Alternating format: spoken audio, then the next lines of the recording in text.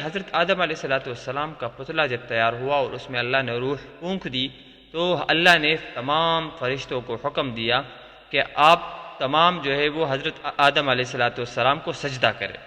हज़रत आदम अलैहिस्सलाम को सजदा करने के हुक्म पर तमाम फरिश्तों ने हज़रत आदम अलैहिस्सलाम को सजदा किया, सिवाय एक फरिश्ते के जो इब्लीस अज़ाज़ील था।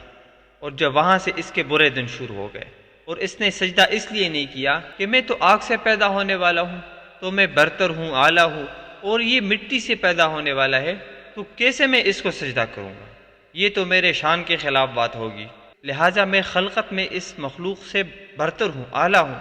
वहाँ पर अल्लाह जल्ल शानू ने कुरान में अल्लाह जल्ल शानू ने फरमाया है, अबा वस्तकबर वकान मिनल काफिरीन। वहाँ पे इब्लीस जो है, ये अज़ाज़ील जो है, ये मरदूद हुआ, वहाँ से इसके बुरे दिन शुरू हो गए।